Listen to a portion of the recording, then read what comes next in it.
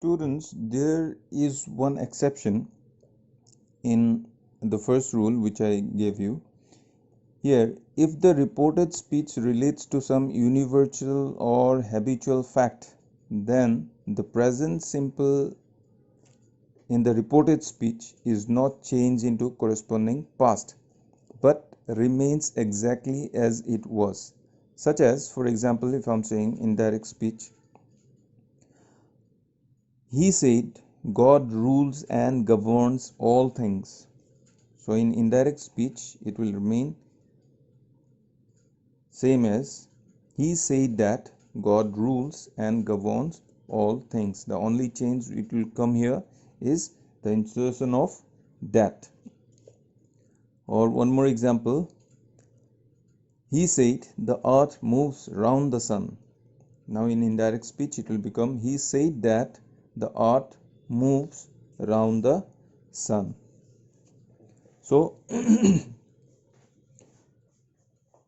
this is the exception to the rule. Remember that if there is habitual or universal fact, then the simple present in the reported speech is not changed into its corresponding past, but remains exactly as it was. Next, in the reported speech, when the present tense is changed into the past uh, by an adjective, verb, or adverb expressing nearness, is similarly changed into one expressing distance, such as uh, now. If we are saying now, then it will change into then. Come will change into go. This or these will change into that or those. Today changes to that day. Tomorrow changes to the next day. Here to there. Yesterday, the previous day. Hence, thence. Last night, the previous night. Thus, so. Ago changes to before. Now see one example. In direct speech, he said, that is reporting verb, and reported speech is, I will leave you now. Now, when we need to turn it into indirect speech, it will come as, he said that he would leave them then. So here, will change to would, now change to then. One more example. He said, I will come here. In direct speech, it becomes he said that he would go there. So will change to would, come change to go, and here change to there. Another example, he said, I have seen this man. In indirect speech, it will become he said that he had seen that man. Got it? But if this, here, now, etc. refers to some object, place, or time that is present to the speaker during the delivery of the speech, then no change of adjective or adverb is made in the reported speech. Remember that if this, here, now, etc. refers to some object, place, or time that is present to the speaker during the delivery of the speech, then no change of adjective or adverb is made in the reported speech. For example, if I'm saying in the direct speech that Govind said, this is my coat. So in indirect speech at the time, it will become Govind said that this was his coat. Fine. Govind said that this. That means showing the coat. Maybe he's holding the coat in his hand was his coat. Another example, Govind said, I will do it now or never. Govind said that he would do it now or never. Now, pronouns and possessive adjectives of the first and second pronouns are changed to the third person, such as he said I am right. In indirect speech it will become he said that he was right. So remember, pronouns and possessive adjectives of the first and second pronouns are changed to the third person. One more example. The employer said to the workman, I cannot pay you higher wages.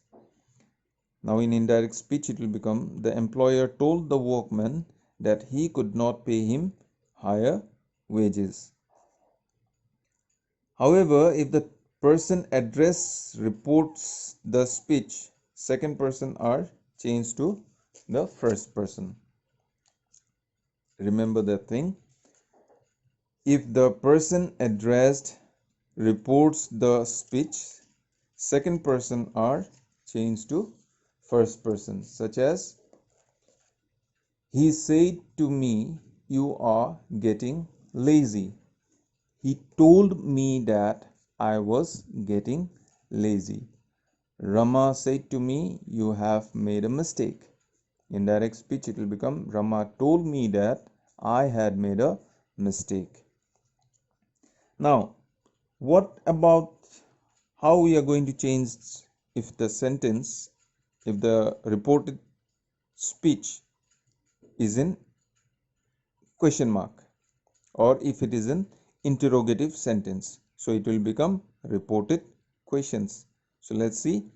When the reported speech is in interrogative sentence, the reporting verb say or tell is changed to into ask or inquire, such as he said to me, what is the shortest way back? Reporting verb is he said to me, and reported question is what is the shortest way back?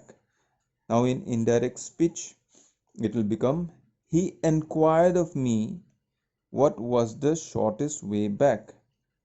Another example I'm giving you, he said to me, what are you doing?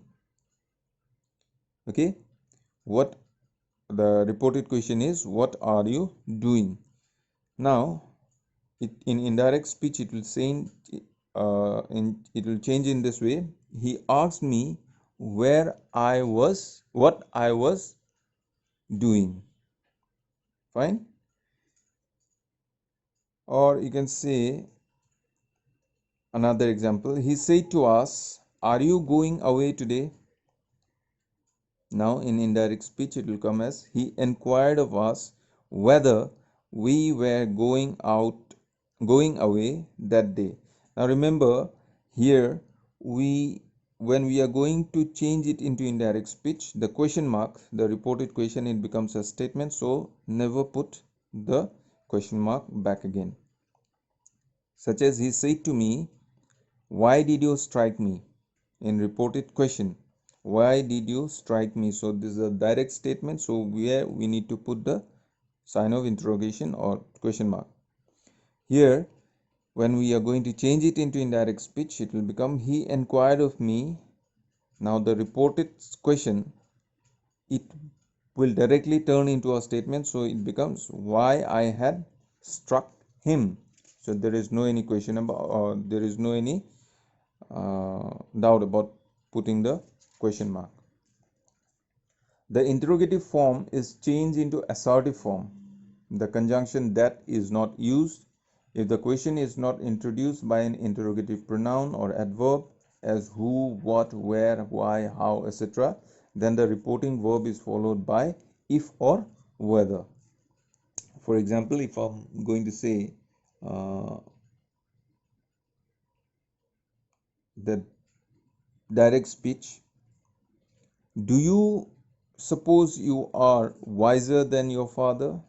Jeered his angry mother.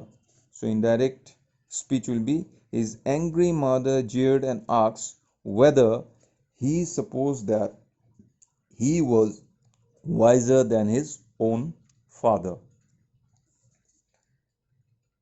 So this is the way that we change the interrogative sentences, or you can say like how to change the reported question into indirect form.